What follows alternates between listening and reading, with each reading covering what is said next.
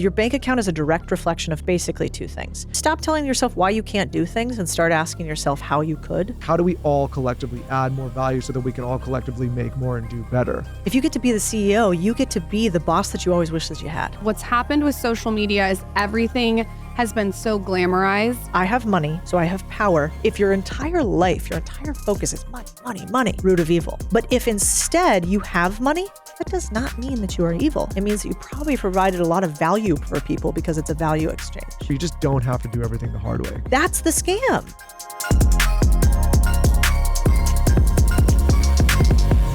You know who buys boring businesses? Who? Tony Soprano. Oh, that's my also crush. true. He's my crush. Like literal crush? Like Literal. physical, that's your body type. All of it. Oh, God. Give it all You're to me. hairy and It Italian. gives me something to aspire to. Yeah, it does. Gold chains. He does I buy just them. liked in that show how everything was boring that he bought. I found it so And he interesting. was laundering money and So that's neither here nor killing there. people. Yeah. And like, it's a little bit different than I Actually, think. you know, funny story. I actually ended up like getting rid of my agent one time. Have you guys ever been on a terrible speaking gig? Like you didn't mean to sign up for it or been in a pot. You're like, whoops, I shouldn't be here. Uh-oh. Yes, like many times. Oh my God, it's the worst thing ever. So I accidentally got sent on one to Detroit prepping for the book. So I'll like go and do just about anything.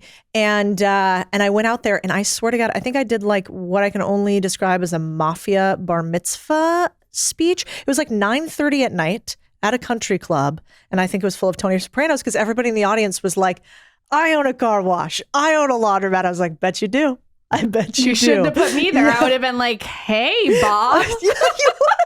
First of all, it was definitely not Bob. It was Tony. That's hot. I mean, I Yeah. think that this is so important to talk about because what's happened with social media is everything has been so glamorized Yep. and so sparkly, and people are failing to look at the boring businesses. So how do you identify a boring business, and how can someone who's listening even get into that realm? Yeah, well, I think the biggest thing about boring businesses people need to think about is they actually make money.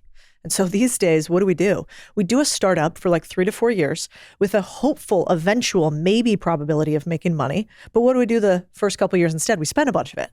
So we like pay for the eventual privilege to potentially make money, except we know that only 90% of startups make it. And so it's a terrible trade, actually, if you're just at all into math. Not great. Like you're not even playing poker with this. Your odds are terrible. The house is going to typically win. And I don't like a lot of risk. So when I started looking at this stuff and I was kind of a scaredy cat. I didn't want to leave my corporate job. I was making good money. And so I was like, well, I don't want to do a startup because I don't want to go sleep on a floor. I like nice beauty products. So like, I'm not going to give up on that. I need to be able to make some cash. And so I was like, I don't have a brilliant startup idea. My company would fire me if I just started something on the side and they knew about it. And so instead, I'm like, where do people make money every single day? But it's not public. We don't have to publicize it. I don't have to be on social media about it at all. And I realized I'm like, I'm in private equity. Like this is what we do. We take these big businesses. We use other rich people's money. We buy them. We don't use our own money. And then we cash flow off them and we eventually sell them. And I was like, why couldn't I do the same thing myself? And then I thought, I don't know anything about any other business besides finance spreadsheets. So I found somebody who did. And I was like, we need a business that's easy to understand, not very many employees because everything's an HR problem, and doesn't cost that much money. Like, could I spend less than, like, not more than 6 figures? And that for me was like really material then. It was like $100K and that kind of mattered. And so I went around looking for it, and I finally found a dude who knew a lot about laundromats, and he was a real estate guy. So he had seen how laundromats work in his units. And so he operated it, I financed it, and then I realized, wait a second, like it's already making money. It's been making money for 10 years. It's likely to continue making money. It's not that complicated. Why can't I just buy 3 of these? And so that's what we ended up doing. And I wish I would have done that way before then because I had many a failed startup prior. So what happens as you start to buy 3? Like what's the Well, before we go, tumbleweed? I want to go back with you first to understand like how you even started thinking about this. Like, was your background always in finance? No, I was a journalist to start. So I did the exact opposite. I covered human trafficking and drug smuggling across the U.S.-Mexico border. Oh, the light topics. Yeah, exactly. Just go right into that. And it was amazing. I lived in like Juarez, El Paso, a little town called Agua Prieta, writing stories about border strife and struggle and what happens to those who don't have money, who get left behind and who have no options. And I remember like, my last name's Sanchez. I have long brown hair at the time. I would have been like, I think I was like 21. It was my senior year of college. I graduated a year early from Harvard of the West, ASU really. And Nice. I went to the Harvard of the Desert, U of A. Okay, there we go. It's basically Stanford these days. Yeah. So anyway, I graduated a year early and I was like down at the board, and I remember there was like this moment, you have like the moment in life where you're like, oof, I'm going to remember that forever. I was crossing the Rio Grande, which is the river that separates the U.S. and Mexico from El Paso to Juarez. And I was driving to Juarez, and there was this big pink cross. And the big pink cross is covered with little ribbons. And every ribbon is a representation of one of the women that's been murdered there. And they call it La Ciudad de Muerte, the city of death. And every year, tens of thousands of women are found mutilated and murdered along the U.S.-Mexico border. And I remember, I knew that, but what stuck with me is they also put these posters up there of the women, and they were all like 15 to 35, Nice. long brown hair, brown eyes, last name Sanchez. And I remember just getting the chills and thinking, what's the difference between me and them? It's not actually even that I'm American. It's like, it's socioeconomic. It's that I have money, so I have power, and people would care and would put resources if I disappeared. These women don't have that. And so that bothered me a lot, and it stuck with me, but I didn't really have any skills to do anything about it. And that's when I got into finance, as I realized, like, so if the difference between powerlessness and non-freedom is actually money, then I better figure out how this thing works, because I have no money and I don't know how it works. So when you think about money now, because I think this is an interesting topic to discuss with you, when I think about money personally, I think about autonomy. I think about options. I think about freedom to try different things. I don't think about it, at least nowadays, I mean, when I was younger, maybe in like a material way. And I think sometimes people look at people that put an emphasis on money as like, oh, you're materialistic or that thing. But I look at it as it gives me optionality. It gives me the room to kind of be creative. It gives me the flexibility to try different things in my life without the stress of being able to, pay next month's rent, right? And so like money's really important to me, and I'm not afraid to say it because it gives me that freedom. But I wonder how you think about it now, especially as someone who talks about money all the time. Yeah. Well, I think for like, let's say for women in particular, it's not very normal for women to really feel comfortable talking about money and to be aggressive about getting it. That's not normalized, at least yet, really. And I think I got a little lucky because I got to see firsthand somehow that like money actually means like safety and protection in some ways. And because I saw that so viscerally, I was like, well, I'm never not having this fucking thing again. I'm going to have it. And so that changed my perspective a lot on it. I was like, I'm going to relentlessly pursue money to a certain degree because I think it means I can protect myself and others. I think that's what money means to me. And most people, like you see it today, I'm sure you guys see it too. If you sell a product, if you wear nice things, if you even talk about money, and this is a great week to talk about it because the election, people will be like, well, it's rich people versus this. And it's like, no. We want money, and you should want money because you have been programmed poorly, in my opinion, to think that money is bad, when what you're actually getting programmed is to not be powerful at all. Because if you don't have any money, you really don't have much power. Well, then people hate that message because they just hate that message. It's the fact of the matter is money is the currency of the world, and it's what gives people access and optionality and resources and healthcare. Yeah. It's like, it just is what it is. And my whole thing is like, why fight against reality? I think you have to examine first why you have a scarcity mindset in the beginning. If you're pinning someone, us versus them, us versus me versus rich people, that right there is really not abundant thinking at all. No, but I get it. I do. I think, in the beginning, when you think about money, when you see somebody who has it and you don't, what do you think? It's like a negative mirror because we have a word about money that's weird, which is net worth. And so you're like, if my bank account is less than your bank account, is my worth, cumulative worth, net worth, less than you? Like we have a word that makes us feel less than if we have less money than somebody else. And so when you say to somebody, hey, it's possible for you to make money, what are you also saying to them? Why haven't you? That's your fault. And so even if the subliminal messaging is not the real messaging, I get why people are like, don't tell me, I'm working hard. You don't understand my life. I totally get all of that.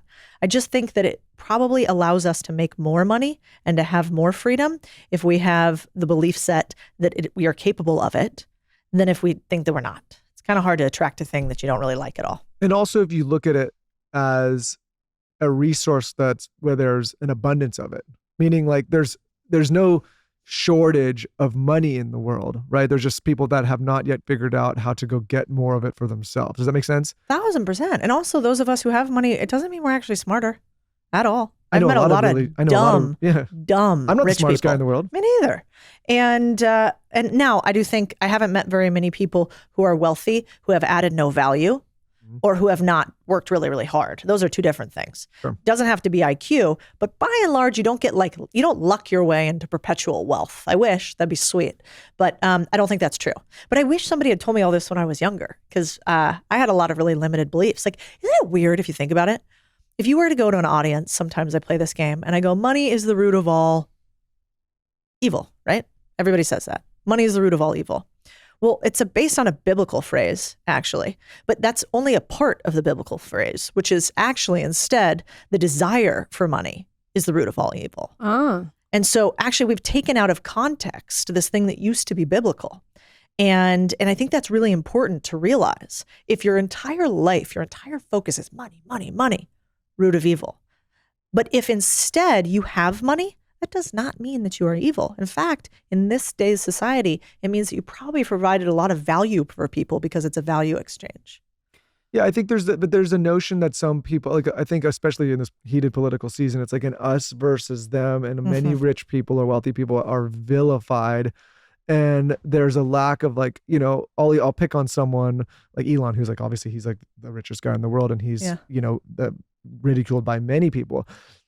Because of the money aspect, I think sometimes his contributions to the world are negated or like not thought of, right? And it's arguable that he is making some of the greatest contributions to civilization. Forget the political stuff, but just the things that he's putting out and making and the value he's putting into the world. Like, dollars come to those who provide the most value. It's why you can have one person with the same amount of time as everybody else make so much more. It's proportionate to the value you provide. It doesn't just come out of the sky. 1,000%. Out of all the DMs and questions and everything that you get, what's the most common thing?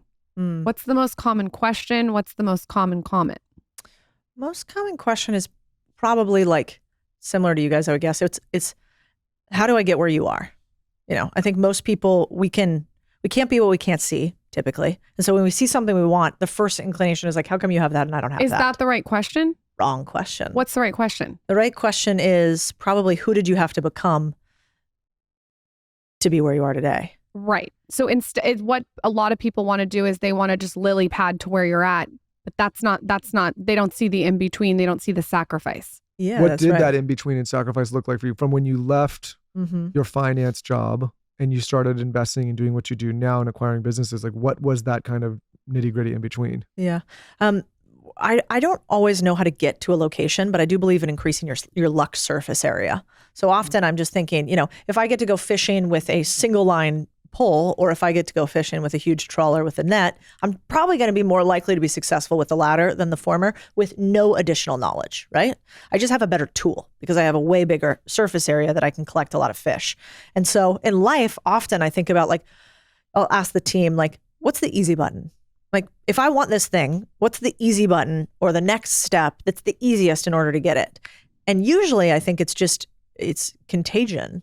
It's like, how can you get around other people more frequently that have the thing that you want? Because one, a lot of the data shows, first of all, that if you're around high performers, you have a higher likelihood of performance. In fact, just sitting next to high performers, you are more likely to outperform by 15% if you sit by one high performer. And if you sit by one underperformer, you are more likely to underperform by 30%. Was that you did you create a viral piece of content that I did? I saw that. Yeah, I've seen that too. I feel like about you might people have sent sitting, that to me. I think I probably did. It's people sitting yeah, in that's an where you office. like immediately fire a few employees. Yeah. You hire a few good ones, you put the good ones in the middle. But it's true. And it's actually, we've all felt it. Like there's an idea in philosophy about, God, and I'm going to forget who told me this, so I apologize. I'm not going to directly attribute it, but this idea of treadmill versus couch friends.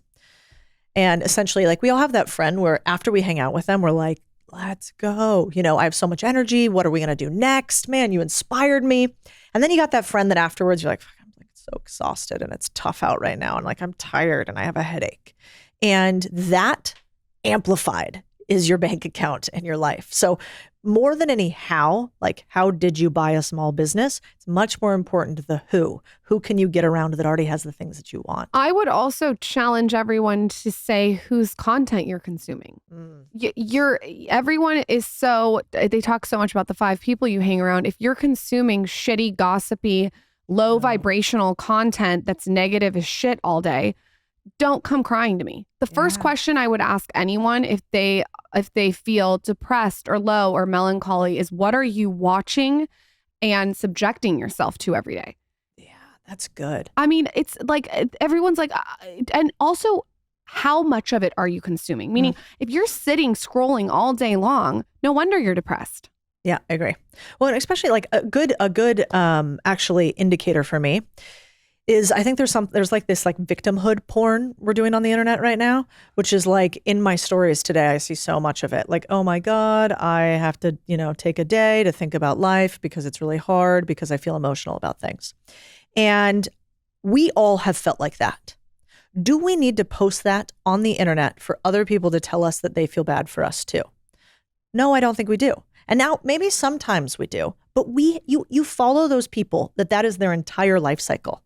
Oh, I'm really sad. I'm really depressed. I'm really sad. I'm really depressed. I'm really sad. I'm really depressed. Now, why would you continuously post that way? Because you get a lot of engagement. I also think it's engagement. It's attention. It's connection. It's almost some of it's virtue signaling that I did the right thing and I didn't get rewarded for it. Right. It's low vibrational. Yeah, I mean, today's obviously it was the election, right? And so there's a lot going on. And I'm watching, just like I observe some of this stuff sometimes. And I've been guilty of scrolling today because today's a wild day. But normally, but anyways, I always wonder, like, what is the motivation of setting up a phone camera and filming yourself screaming and crying and then saying, okay, that was a good take. Now take it. Like, that's a wild thing to do. Yeah, hey, but let me ask you this. What about the people that watch it? No, I mean, because guess what? The people that watch it, true. Come on, we're all just as guilty. But I don't know, Michael. I'm not watching that. Yeah, no, listen, it's not productive. But I would say it's not productive. But listen, I agree with that. But here's the thing. I'm just going to say this, and it's going to sound arrogant. I am personally where I am at, where I want to be at in my life. I'm happy with my life. I still have ambition and want to keep it, but I'm happy. If I was not personally content and happy with my life right now, I would not be exhibiting these behaviors where I'm scrolling, watching people cry online. Yeah. And I'm not rubbing that in anyone's face. I'm just saying, like, if you're in a space in your life where you're like, I'm not where I want to be, then it's probably not the most productive behavior to scroll endlessly on stuff that's going to make you feel worse. Right? 1000%. For me, like, it doesn't make me feel one way or the other. I'm just kind of observing it, being like, this is wild behavior. But for someone's like, wow, I'm triggered by this, or I'm spiraling, I'm not happy, or it's making me sad or depressed. Like, it's probably not the right activity to participate in. Yeah, I think as often as you can, surrounding yourself with things that it's not even make you feel better. It's that make you do better. So, I think if we chased the feel better all the time, that is like a straight highway to OnlyFans, Right. Like, that's not great. But if we chase instead things that made us do a little bit better every single day, then we actually end up feeling better anyway, and it's long-term better for us. And so listen, do we all, I spent way too much time. I was like, there's like a Sleeping Beauty meme where she's like, her eyes are wide open. She's staring at like a phone. And that was just me on Twitter last night. I mean, I was just. That was everybody. I mean, No, it was not everybody. She's Do healthy. not project that onto me. I was in bed at 7:30 reading Ina Garner's, however you say her last name, biography. That's very healthy. About You have a cooking. healthy wife. You and I are sick and twisted. Is the well, I problem. mean, listen. I was being so passive aggressive though. I was like slamming the door a little louder. Okay, I but was last night- talking through my mouth tape, telling him to get the baby and put the baby to bed. Last night was an outlier, though. That's not an Listen, every I get night. it. Look, I also get it. I'm not judging. Listen, do what you want. So moving it along, when people reach out to you and say, Codie, I'm not where I want, or I need it, like, what is the Codie response to those people to either, help point them in the right direction or give them kind of some great advice? Yeah, Like, what's what do you the tell Codie them? advice? I mean, the first one, I'm not the best if you want to be snuggled and cuddled. That's probably Love not that. me. Yeah. There's plenty of people that are there for you. It's not me. I try to think that you want to come and watch my content. And I believe this deeply. If you really want to learn tactically things that you need to do in order to make your life better. If you tactically want to learn how to make more money, I'm probably your girl. If you want to feel better all the time, I'm probably not your girl. And there's somebody else, and that's great. Like marry the two. Sounds good. But for me, we have a saying at Contrarian Thinking, which is like choose your hard. And the idea is essentially this, that, I remember seeing this a million years ago and I couldn't remember where originally, but this idea of like being fat is hard, being fit is hard, choose your hard. Being married, hard. Being single, hard. Choose your hard. And so I think in life often we have this feeling that one is harder than the other, and they aren't. One is just better for you than the other. And like the data tells us, for instance, which one is better for us, which is being healthy. It is hard to be healthy. I mean, especially in this day and age, like, oh my God. I mean, you guys do a great job of sharing all the ways that you can get rid of all the toxins in your body because they make it so hard to be healthy. But guess what is just as hard as being healthy? Being fat. Both really hard. And so I think my first thing is choose your hard. You get to every single day. And the second thing that I think is true for most of us is like, we don't have unlimited willpower. And so, I always go back to the Mark Twainism, which is if you got to eat a frog, eat it first thing in the morning. If you got to eat two, eat the big one first. And my dad always said that to me. And so don't wake me up and say that tomorrow morning because I don't know what that means everywhere. To me. I have my mouth tape on. Well, that's kind of a hard thing to do. The first time I did mouth tape, that stressed me out. Oh, I thought you meant a blowjob. It's all hard. But you know what's choose your hard. It's not giving good. one. Yeah, that's also true. Because that's gonna have consequences too. Do you know what I mean? Yeah, I'm not gonna let my husband listen to this podcast. He's gonna be like, I like them. And you could go back on again. Yeah, of course. That's so true to choose your hard though. Yeah, I think it's right. And the other thing is like, how do you choose hard a little bit less? You choose a really good person who pushes you to be a little bit better. Yeah. I mean, I'm a crazy person in business. I love it. It's my favorite thing. I'm obsessed. I hate when people say work-life balance. I'm like, I don't want to talk about the weather, your PTA meeting. Like, I don't care. I want business. That's it. And if you want those other things, awesome. Just don't talk to me about it. But he is a crazy person with like fitness, health. And I'm not. I have to like work at that. And so he makes me better. And I think I make us better in a different way. But I think business partners can do that too. I remember I was whining one time to a former business partner of mine, and like I was basically being like, it was super stressful, and I was like, oh, this is just like, it's so hard to do this, and I was like, oh, it's just like I'm stressed, and she's like, basically like without slapping me, was like slapped me verbally and was like, yeah, of course it's hard. Like, what do you expect? Like, you're starting to try to create your own business on your own terms, set your own hours, make your own money. Like, why would it not be hard? Why would you ever think it would be easy? She's like, either do it or don't. And I was like, oh, like you're right. Like that's how it is. And I think sometimes people need that dose of reality where it's like, it's not supposed to be comfortable. It's not supposed to be easy. You're not supposed to get the result right away.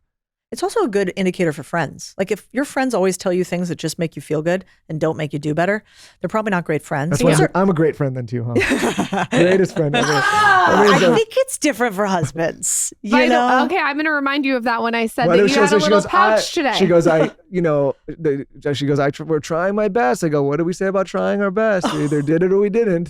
He grew up with a Japanese mother, so he. Oh yeah. Well, my husband's an ex-Navy SEAL, so he's even worse. So oh my God, he has a saying for the two of us that is so annoying. What? Tell me.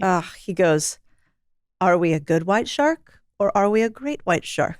And I want to murder him every time, except I'm not capable because he's way tougher than I am. What does he like bring to the table in the morning as an ex-Navy SEAL? Like, what is that wake up like? He's so awake every morning. I mean, he's up and out. I mean, we do all the annoying things that like people make fun of people who podcast now every morning, but he's done them for like ever. Like, what's his morning? Oh, it's like up at 5 every morning. Okay. Straight into the cold plunge. Love it. The cold plunge is so cold at our house too. Like it's like unnecessarily cold. So we do that. Then and the worst part is that he chuckles or he like laughs while he's like, I'm pissed. He's having a great time. So into the cold plunge. Then it's immediately for him to the gym. Maybe like a black coffee. He's kind of a coffee snob. So like a particular type of coffee he makes. Immediately to the gym, and then to work. And I'm like a little bit like I now like the cold plunge, which is weird, but I get up, I like it. And then I like to immediately work. So we just kind of believe in like ripping the Band-Aid off. And a long time we worked on the West Coast, and I kind of love the way they do life, which is like early. And then if you can have maybe a few hours during the day that's fun for you, like go hang out during the day a little bit, maybe surfing, maybe whatever. And then maybe work a little bit more that evening. But, don't get it twisted. I mean, if you want to, we have a lot of businesses. We're trying to grow something crazy big. I knew it wasn't going to be easy. I hope it's worth it eventually. But we work a lot. How do you, continue to challenge yourself with all your success? I don't think this is talked about enough. When you get to be really successful and you feel very accomplished and you've done so many things that are on your list, how do you keep challenging yourself to get to the next level? I mean, playing in the game of business, I just think you're getting constantly kicked in the dick, don't you guys? Oh, I mean, yeah. I don't have one, but if I did, it'd be inverted. And so, like, I think Was not expecting you to say that, but I was like, yeah, that really makes sense. That's exactly how I feel. you know, the great thing about why I like business versus celebrities and why I think I like people who are in business versus celebrities is celebrities live in la la land. They have no idea what it's actually like to run their business enterprises. They have no idea what it's like to buy a banana. They think it's worth $42. And so, you know, celebrities are uninteresting to me because they don't live in the real world. They don't get a feedback loop that is horrific to them frequently. They kind of get coddled in a lot of ways. The second you get into business, you lose all humility, maybe until you get to a level that's like billionaire status. Like I think I've met plenty of them where they just are so removed from reality because they have levels of management that never touch it, allows them to touch reality.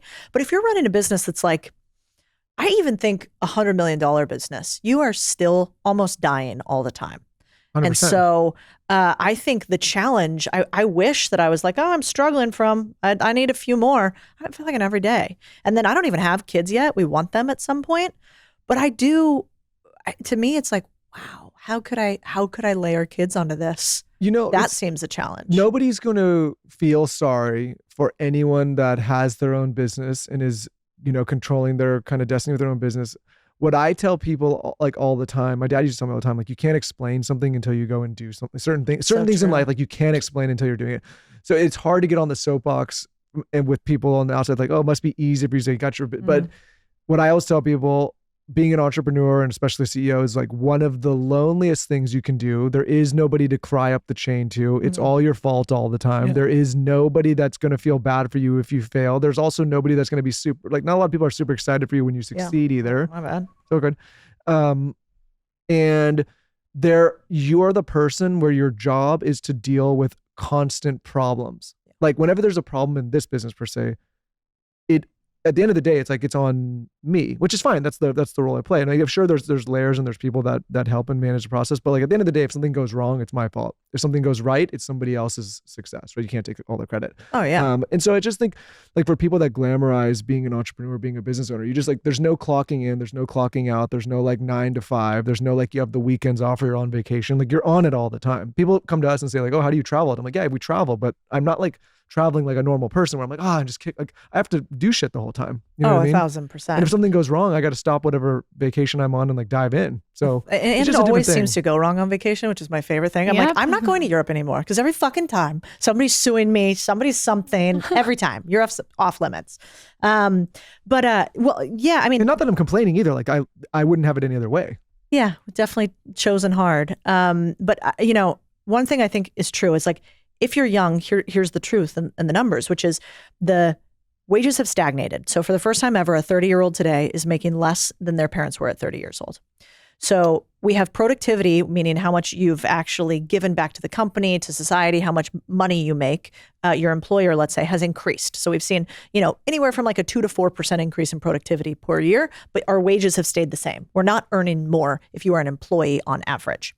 What's interesting about that is we've had a 92% increase in CEO pay. And the CEO pay versus average employee pay there's a mountain. There's Kilimanjaro between the two. And that's for a series of reasons. But one of the reasons that I think more people need to understand is that your bank account is a direct reflection of basically two things.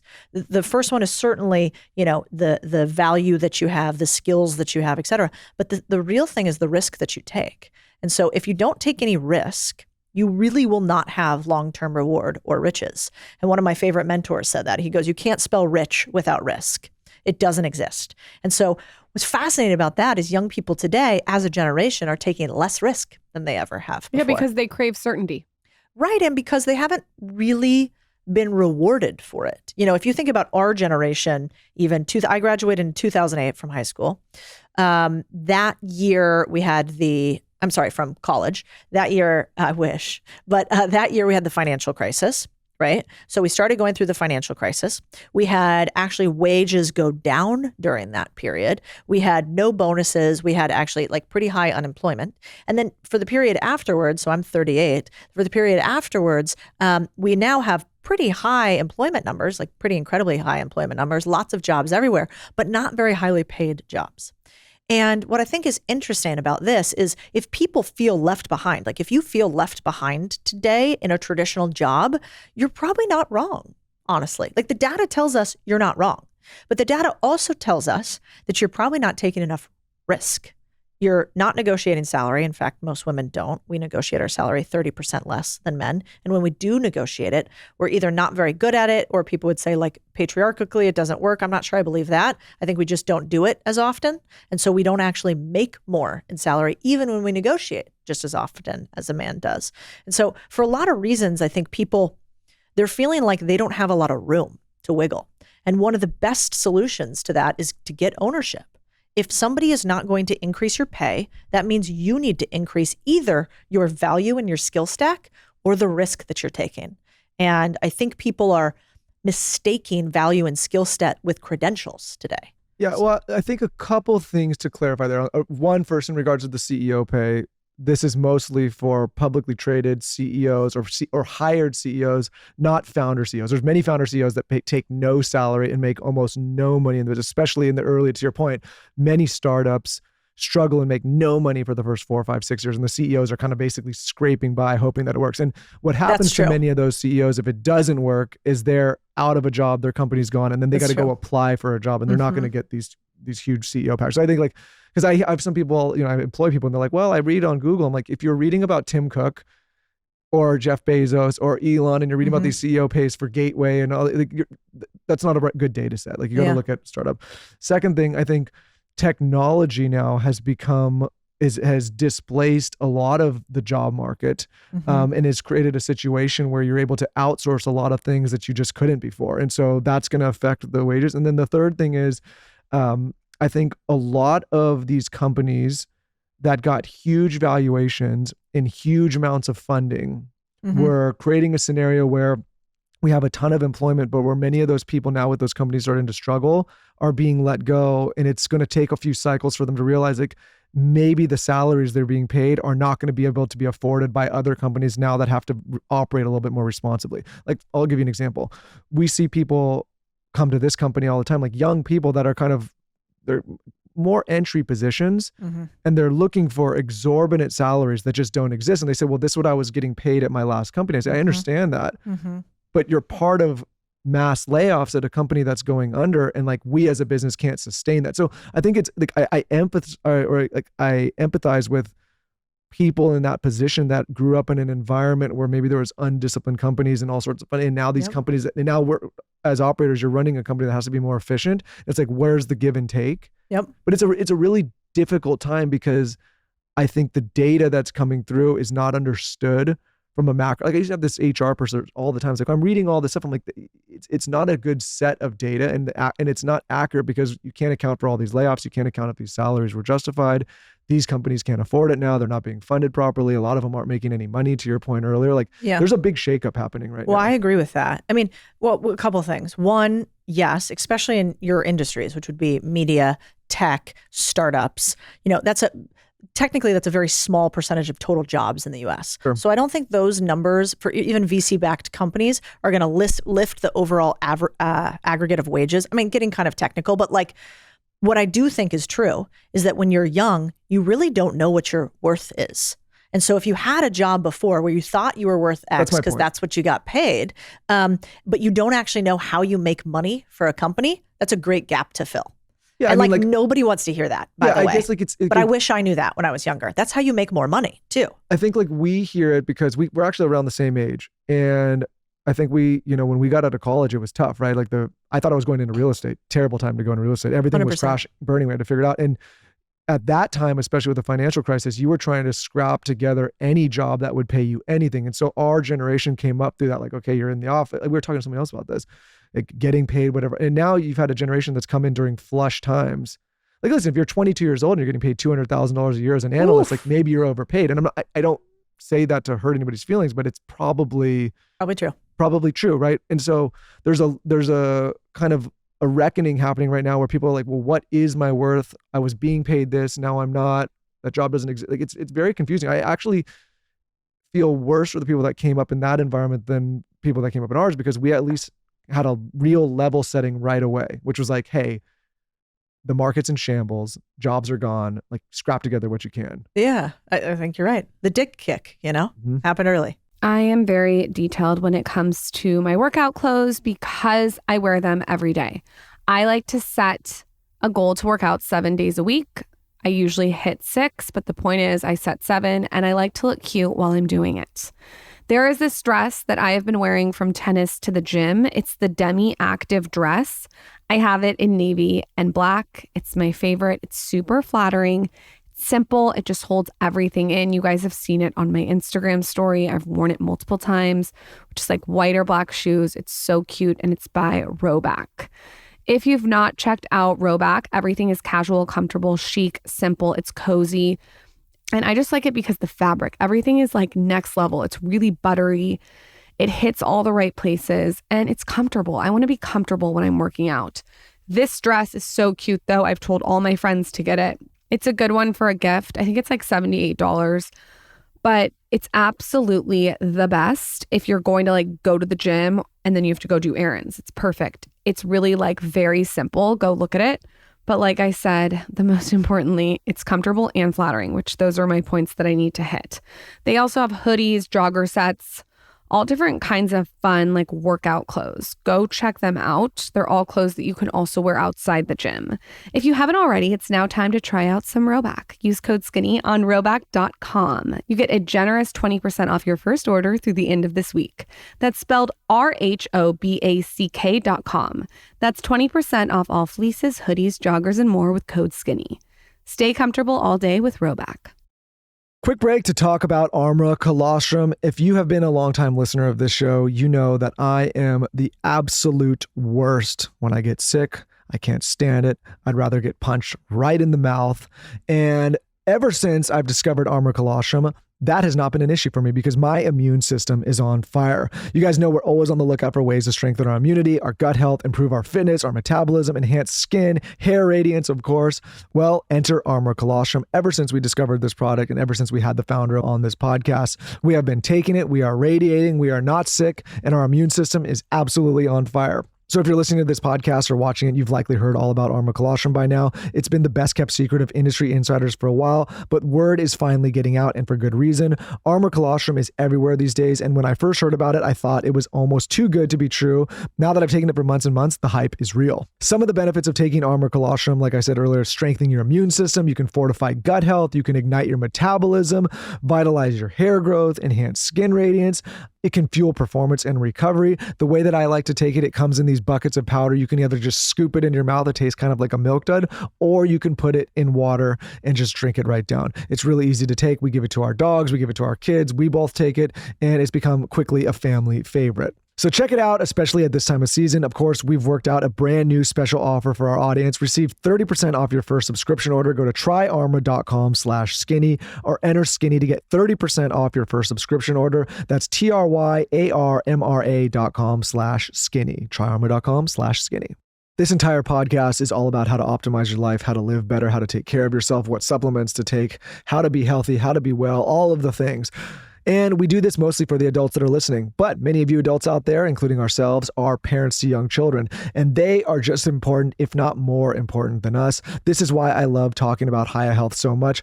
Typical children's vitamins are basically candy in disguise, filled with 2 teaspoons of sugar, unhealthy chemicals, and other gummy junk growing kids should never eat.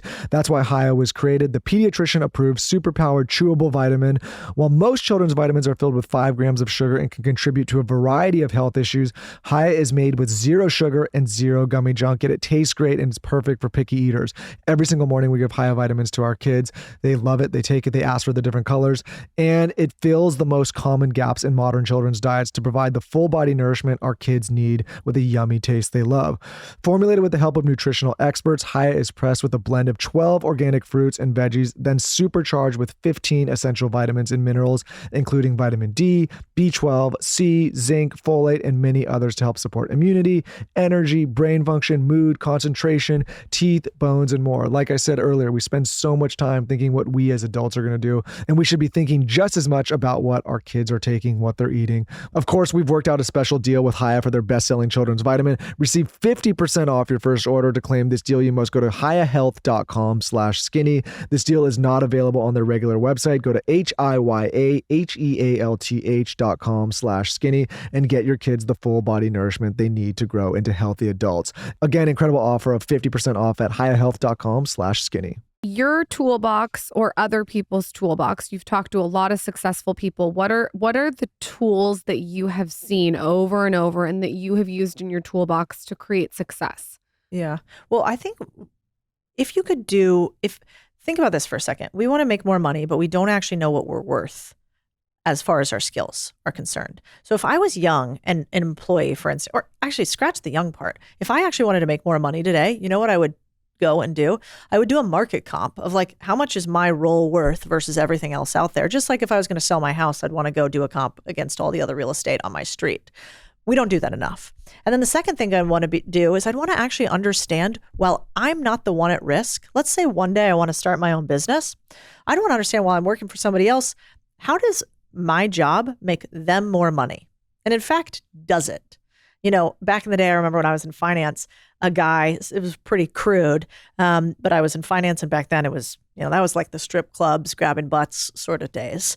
And I remember I was married to somebody in finance too, and another one of my girlfriends was not working, but married to another one of our guy friends. And we were both at this industry conference with our husbands together.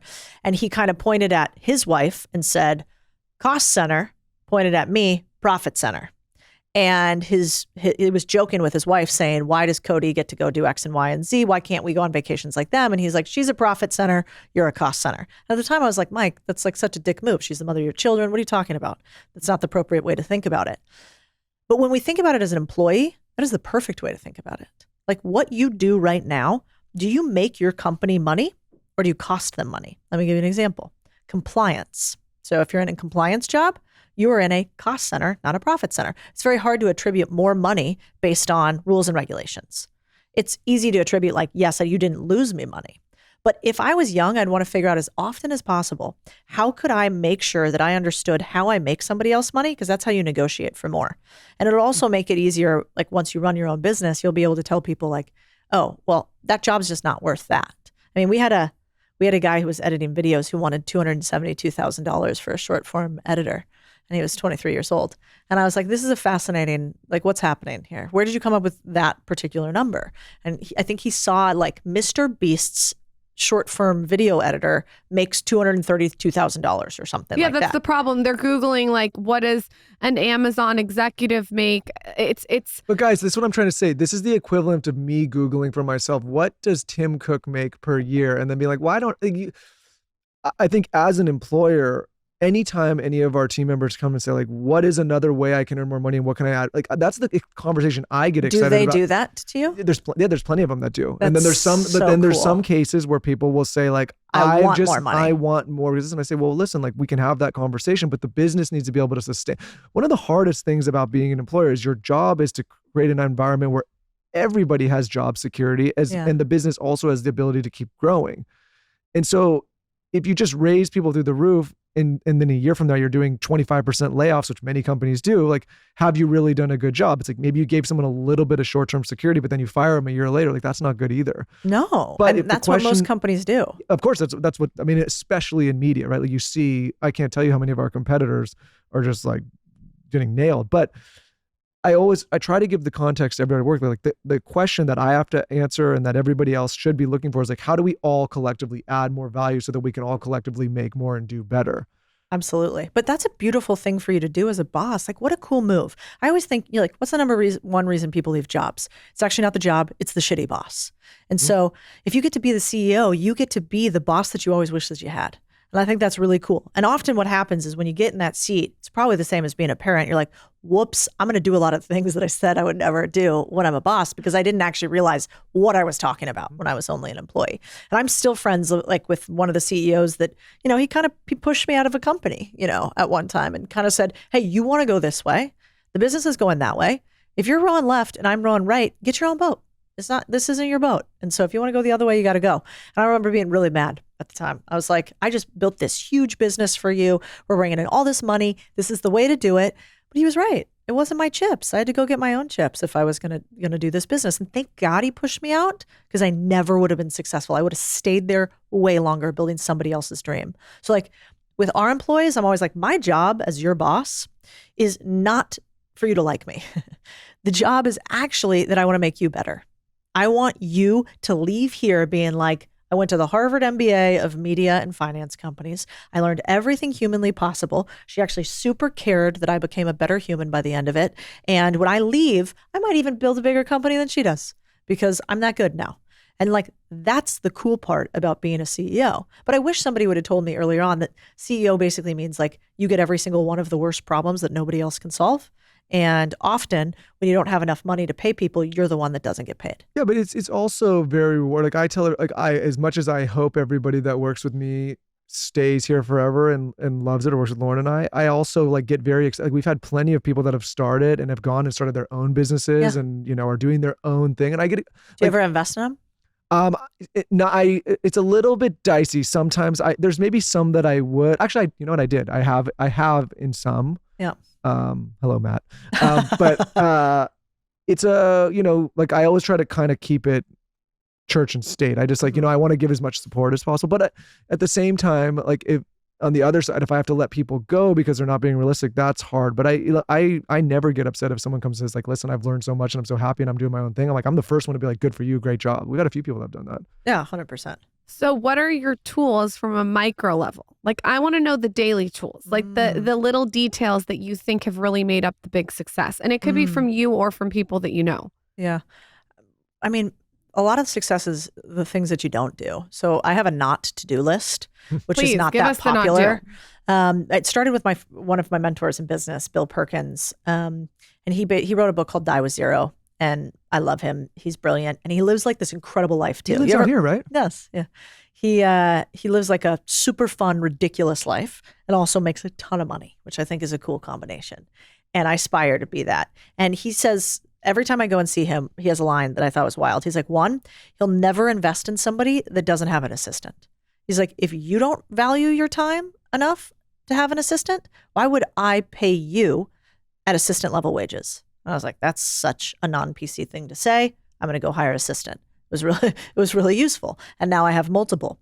The second thing that he said to me is he's like, everybody tells you those time things like, hey, take your hourly rate, whatever it is, anything that's lower than the hourly rate, go do it. His take is more like this. He basically says, every single day, I only have so much willpower. The willpower that I have, I better use on my highest leverage activities. And so every day what I do is we start with the one thing list from Jay Papasan, which is if I get this one thing done today, how could I make everything else irrelevant? And so I ask myself that question every single morning. And what I'm shocked by is how often there is one thing. And the bigger you get, the one thing's easier because it's like, I need to hire one person. But in the beginning, the one thing might be, I need to sell one thing today. I need to make a sale. And that's how I started my very first business. So let's talk. I want to talk about your businesses because I watch your content like I told you, and you're big on talking about investing in and acquiring boring businesses, laundromats, car wash, all these things. One, I want to talk to you about that. And two, is this accessible by everyday people that maybe can't acquire the full business but want to participate in portions of these businesses? Because Carson and I were talking today about like investing and what to do and all that. And I'm hesitant to give advice, but you're the perfect person. Yeah. Well, one, yes. I mean, here's what's happening in the world around us today, especially like I want to think a little bit about women here too, in particular. So first of all, once you leave the workforce, which is common after having kids, obviously, Goldman used to have a program where they allowed women to come back into the workforce and they accelerated their development and their reentry into the workforce.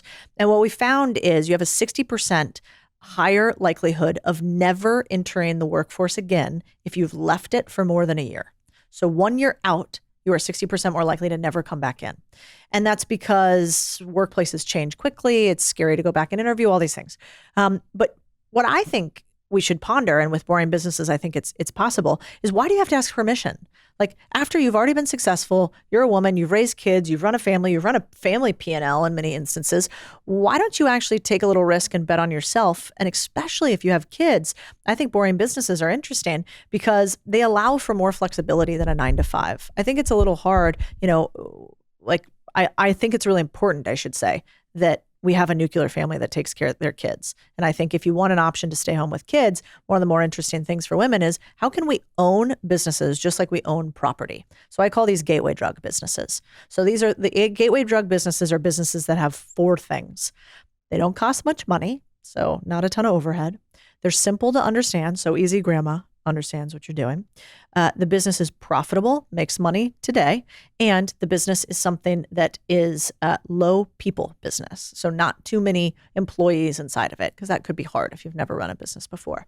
And so that's why I started with something like a laundromat. It's like a laundromat, a car wash, for instance, could be one.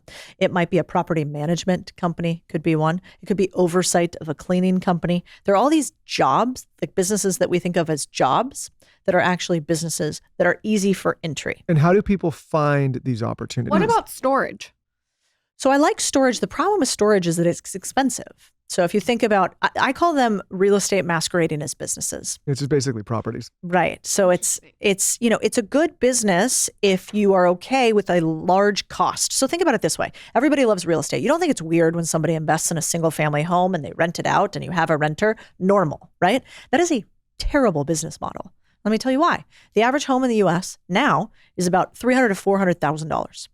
That means you have $300,000 to $400,000 in debt over your head for that small business. Okay, maybe that's not that big of a deal, except the average net income, so the money you're going to put in your pocket from the business, is about $140 a month. And you have to manage all the fucking property. Right. So do you think that you could buy a small newsletter business on Deuce, or you could buy a small website, or you could buy a small cleaning company using future profits of the business to buy it for probably, you can buy some businesses for less than $50K. So talk about that concept, because I think that one, we talked about this before, like stop you if it gets technical. I think some people might understand, but buying businesses with future profits. So say there's a business that's going to make $100,000. Yeah.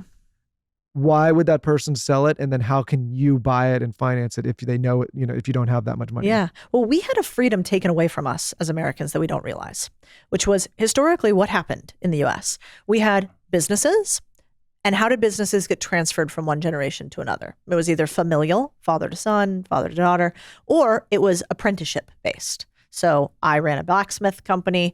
The blacksmith company, I taught my young apprentice how to do it. The apprentice took over the blacksmith business. That's how it used to work, right? And then we created intermediaries, AKA banks and corporations. This corporation entity structure and the bank structure allowed for big entities to get bigger and bigger and gobble up these things that we used to transfer like we would a house, a will, from one generation to the next. And so what I'm kind of proposing is that we go back, that we actually go backwards a bit nostalgically. Back then, you would, if you were the apprentice, you would pay a percentage each year of the salary that you made or the money you made inside of the business to the business owner. Well, that's the same thing we're talking about today. It's called seller financing. And so, it's even like thought of kind of scammily in the US, which I think is fascinating because banks want you to get loans from them so that they can take your money to do more things with it. And you have to pay them interest. Yep. That's the scam. That's the scam, actually. As opposed to just if I was buying a business from you, I'm saying, listen, Codie, I'm going to run this. And in the future, as it makes profits, I will pay you down the principal that I owe you, and we don't have to get the bank involved. There's going to be interest, and you're going to make more money. Exactly Out right. of all your boring businesses, which has been the most successful? Monetarily? Which one's made the most money? Maybe a medley of both. Well, the businesses that have made us the most money probably are car washes.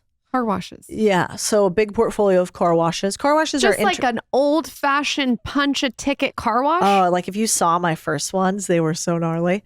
Gnarly, like crazy big, or like no, like gross.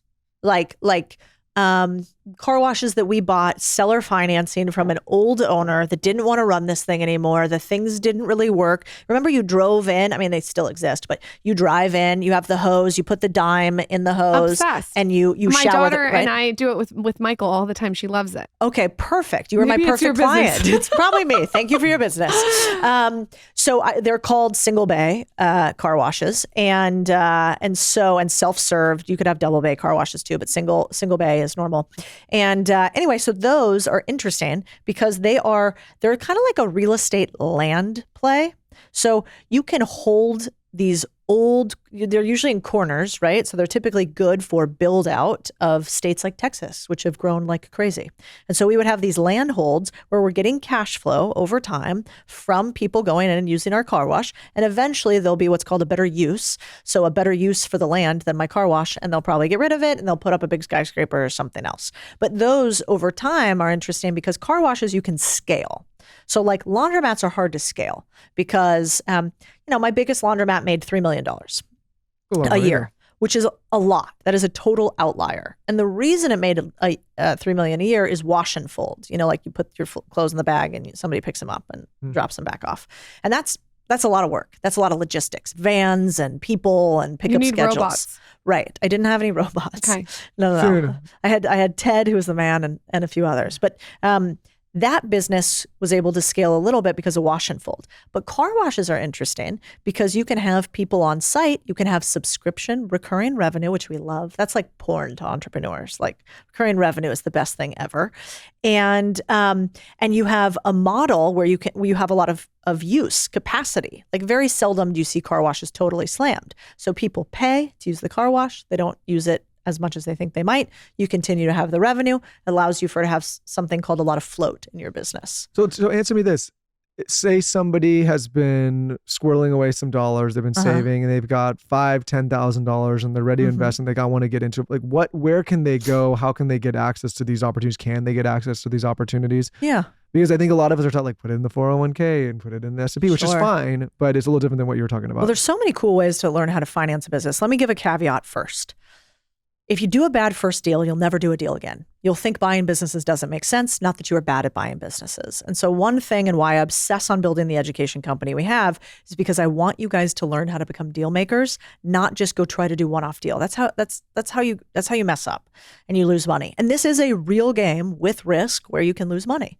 And so if you're going to do anything, well, one, I have the book, so we can sling that. For $30, you should at least read this book, Main Street Millionaire, or you go and watch our YouTubes for free or whatever, but like spend a decent amount of time learning. We call this the 90-day principle. I want you to spend at least 90 days, 20 minutes a day, sort of obsessing on how to do a deal. Here's the cool part about that. Unless you like being poor, it's really hard to be poor again when you understand deal making. Think about this for a second. You're a doctor. You get kicked out of the country. You need to move to a new place. You lose your medical license. Hard to transfer. Right? Your skill set's not very transferable to make money. If you learn how to do deals, we can drop you in any country, in any industry, in any city. And the same thing exists as long as there are businesses that are trading things between humans. Yeah, it's like becoming a good seller. You can always sell. 1,000%. It is a next level of selling. Right? Because in the beginning, when you're selling, you're saying, I want X for selling this one Y thing individually each time. We're saying, I want you to learn how when you sell something, you sell it once and you get paid forever. And that's what royalties, licensing, and equity do. And I wish I knew that. Like, did you guys know? Do you know what the highest valued type of business is? The highest multiple businesses that exists? What do you think? I imagine there are businesses with recurring predictable revenue with low overhead. Maybe like that's why there's some tech businesses get valued so high. I don't know if that's the you would right think angle. right. You would think SaaS, right? Yeah, you'd think things like that. Yeah, exactly. But I'm thinking about it from an exit scenario perspective. So no, you're right. That is right, except one other, which is royalties. Royalties have a higher multiple than even SaaS because there's basically no fulfillment. They pay you forever and they're recurring on a monthly or quarterly basis. And so I think when you learn money, you start to have some fun with like the games that you play. And so, I mean, this is a royalty business that we're sitting in right now. You guys are creating intellectual property. The intellectual property can be indexed at some point. You have a lot of people with intellectual property that could be licensed out to different countries, languages, universities, television stations. The property, that intellectual property that you have, you could then charge a royalty fee on for somebody else to do X and Y and Z with. And the most interesting part, we have a friend here in Austin, actually. It's a fascinating business model. He's a former BlackRock or Blackstone guy, super smart in private equity. Sitting at a dinner with him, like, what do you do for a living? You know, when you look at somebody and you're like, I can tell you're really rich. Like, you don't even have to tell. I can just like smell the money on you. And so I'm like, what's your story? Like, what's going on with you? And he's like, I'm in the book industry. I'm like, that's not tracking. Like, I have a book. These things make no money. This is a terrible way to make money. It's a business card. Books. It's a business card. It's also right. it's a resume. And then I like it. I like writing. It's a value add. Yeah, totally. But this is like a terrible business to make money credibility in. Thing. Totally. Right, you got a book. But terrible for money. Yeah. Like just not good. Branding? Don't write a book if you want to make money. But so I was like, publishing, like explain that to me. That industry's kind of dying. Like you guys aren't making much money. You know, we're seeing we're seeing people self-publish everywhere. You have like your worse odds than venture capital.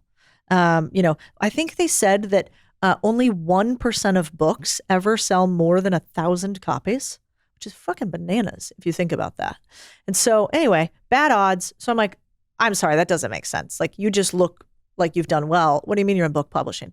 You go, actually, what we do is we got a bunch of capital to buy up old archives of books, like not old enough where, because at some point they go into something, I can't remember what it's called, but it's like public domain, but like kind of like books that are 10 or 20 years old.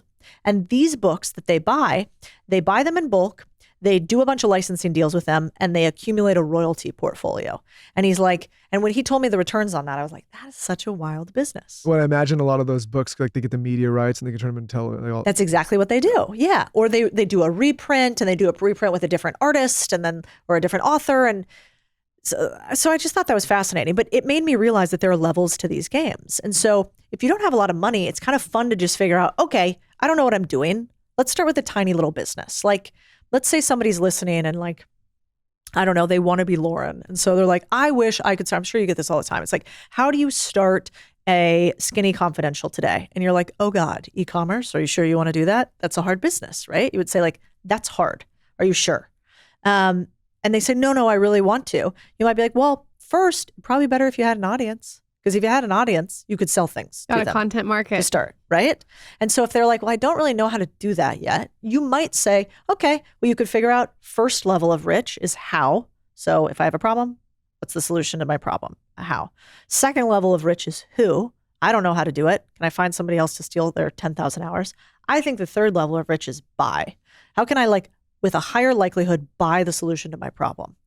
And in my case, I might be like, all right, if I wanted to start an e-commerce beauty company, I might go out and try to buy a bunch of podcast rights, for instance.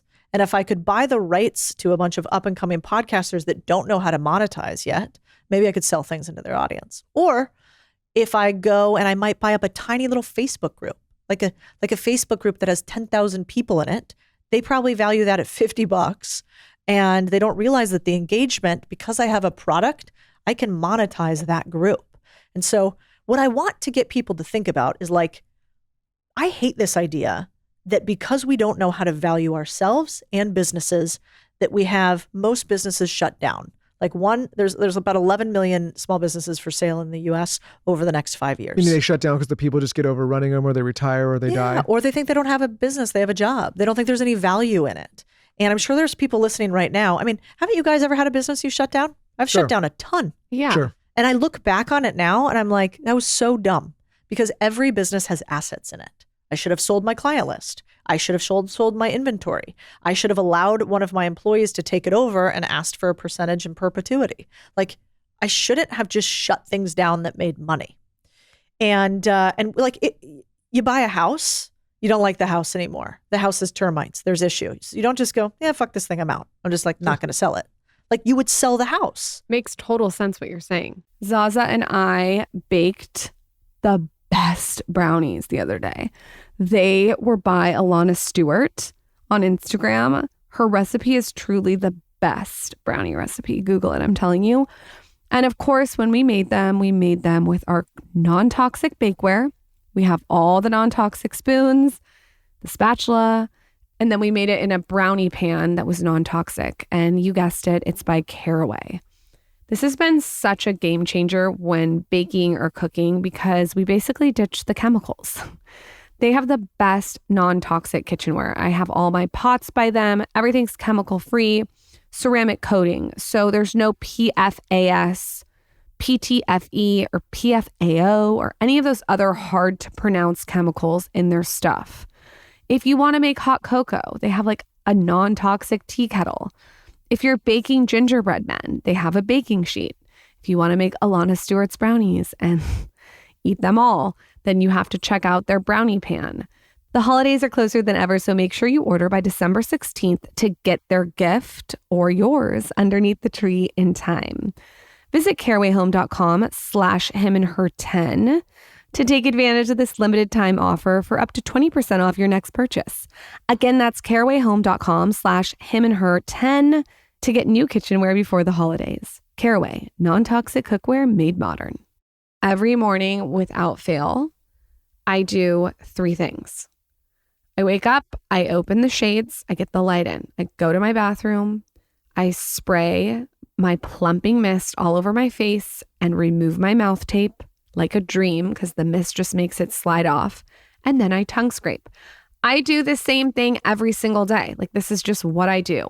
The Plumping Mist by Primally Pure takes off my mouth tape in the nicest, most beautiful way. It's also such a refreshing, nice, beautiful way to wake up. I don't know. It just like plumps the skin. It gives you like a little signal in your brain that it's time to wake up. It's time to start the day. It's romantic. And the mist feels so good. I spray it on my neck, on my face. It's beautiful. So much so that even my facialist is into this mist. It's such a good mist. If you're looking for a good one in the morning, you could even like put a sheet mask on or eye pads and spray it over that. Sometimes I keep it in the fridge. I love this mist. I have been raving about it. They also have incredible products if you're looking to switch to non-toxic. If you're on the fence about making the swap to non-toxic products, especially natural deodorant, check out their 5-star reviews at primallypure.com from customers just like you. Once you're convinced, use code SKINNY for 15% off your Primally Pure purchase. That's www.primallypure.com/skinny. Use code SKINNY at checkout for 15% off your order. Visit primallypure.com/skinny for 15% off your order. Lab-grown diamonds. A lot of people are talking about a lab-grown diamond. Super interesting. So Lightbox is a fashion-forward lab-grown diamond brand with a modern approach. They champion the innovation at the heart of what they do and the creativity it takes to bring ideas to life and even the expertise it takes to make something beautiful. If you want to know more about lab-grown diamonds, it's really interesting. It's grown through science and beautiful by design. So I found out that they're grown using 100% wind power and 100% renewable energy. And they're grown to be gifted. Lightbox lab-grown diamonds, their prices, they're starting at like $500 per carat. So you can go on, you can check everything out. You can give the gift of sparkle of a lab-grown diamond to more people on your holiday list because it is more affordable. Maybe you want a lab-grown diamond tennis bracelet. Maybe you want a lab-grown diamond huggy, like a little hoop. Maybe you just want a huge lab-grown diamond on your finger. I get it. The high-quality lab-grown diamonds are hand-finished and set into seasonal collections and classics with character. Discover Lightbox Jewelry lab-grown diamonds for yourself on lightboxjewelry.com. Plus, all new customers will get 10% off their first order on lightboxjewelry.com using code SKINNY10. That's lightboxjewelry.com with code SKINNY10. Shop now at lightboxjewelry.com. You don't always have to start at the beginning. Like you can kind of cut some of the line. Right. Like you can just you can go and kind of jump ahead in some scenarios without having to go and get your face pounded in over and over and over. That's something that I wish I knew earlier. Like I wish that, listen, I don't want to dissuade people. You have to put in hard work and there's patience and there's all sorts of things that go into this. But there are so many things with books and courses and resources and things that exist where you just don't have to do everything the hard way. Yeah. Like I've done so many, like I'd say the first 15 years of my career was just doing things the absolute hardest way. Didn't need to. 100%. I also think if you really want to create wealth and you're not using every fucking goddamn second that you can to passively multitask to learn, it's a waste. I mean, totally agree. any second that if you're making the bed, put on a podcast. This is why, like, there's really no excuse. But this is why, like I get frustrated sometimes when we get messages on like, how do you do this? Or can I pick your brain for coffee? And I'm like, guys, like all of this time scrolling and messaging and consuming could be spent learning and reading and going to places where people are already telling you exactly what to do. Like there is nothing that if you want, like if right now I decided I'd like to be one of the best video editors in the world, I'm not saying I have that talent, but I can go and spend a week online just going and figure out how do you do this. There's YouTube, like people just don't do that anymore. They don't, or not enough people. I think there's maybe a lack of resourcefulness. Like back in the day, if you wanted to be a blacksmith, the only way for you to learn how to be a blacksmith was probably by watching other blacksmiths and being taught. Like now, if you want to go and be a developer, or you want to get into finance, you want to start a podcast, or you want whatever, these resources exist online and for free. Oh yeah. Well, I think what Codie said too about stealing someone's 10,000 hours is genius. You can steal someone's 10,000. The content that Gary Vee has put out there's so much value. I mean, it's almost too much information. He'd be the first one to say it. Like in the beginning, people would say to him, like, why are you giving all this for free? It's like, because 99% of the people won't actually go and do it. Like, but it's so true. Well, you know what's super underrated these days? Like if you want to go to the best MBA that exists out there in the world, like better than Harvard, it's go work for the smartest people you can find. And guess what? They're going to pay you to get an MBA. You get to steal their 10,000 hours while you work with them. And you probably get to do it with a bunch of other people who you could travel through time with. You were just saying this. I was saying maybe instead, and listen, I get shit for college and how you feel about education is all personal. But my thing is like, is it a better idea to take on a bunch of debt in the hopes that one day you get hired by a really smart person? Or maybe you go and work for somebody for peanuts without taking on the debt, but you get all of that information and access, right? Like there was a girl, and if she listens to this, she knows who she is. And she was in college and she said, okay, she started doing some graphic work for us. And she was like, okay, Michael, after I'm going to go and I'm going to move to New York and I'm going to try to work for this company and I'm going to go to school and to take on this debt. And I said, well, why don't you just like come work for me? And she's one of the people that worked here and went off to start her own thing. And I was like, why are you going to do it the hard way? Just like get access and then go on your own. I've never understood the concept of taking on hundreds of thousands of dollars in debt so that one day you can hope to get a job. Just like maybe work cheaper earlier, get the access and then do your own thing. I think it's because the generation above us has put such a snobbery, elitist energy around college. Like I think there's like an undertone that if you didn't go to the right college, that it's almost like ego. But there's something to be said about, just to your point, getting access, like even if you have to work for next to nothing, if the education you can get being next to somebody like that, and if your proposition is, hey, I just want to come work for you and I'll do whatever I can do and you don't have to pay me much, but I'm just going to get that education for a few years, like that, it's so valuable. Well, you're right. I mean, we can go to the data on this, which is very clear. The data says since the 1940s, we have had a steady single and sometimes double-digit increase in the price of university in the U.S. And yet, for the first time ever, back in the 1990s, we saw that the value derived, meaning the salary that you make after going to college, is actually decreasing at a rate faster than the increased cost of college. So, said differently, it is more expensive than ever to attend college, and you make less money than ever as a byproduct of going to college. Now, not relative to those who never went to college, but comparing the cost to the relative value. So we have had a complete divorce by universities from actually delivering more money into our pockets. And I mean, bigger than that even is, these days, the average university endowment has $1 billion behind the number. And I also have learned times 1 billion from podcasts and reading than I have learned in college. But, one, we all have a bias for the thing that we've already done. And so, if, for instance, I went to Arizona State for pretty much free because that was the only college that I could go to for free. And that was where I was from. And I was scared about going away from my family. And then I went to a big corporate, America to get another credential under my name because I didn't think that I was good enough by myself. I needed to have college. Yeah, I needed to have college. Then I needed to have, I needed to have Vanguard, State Street, Goldman Sachs, all on my resume.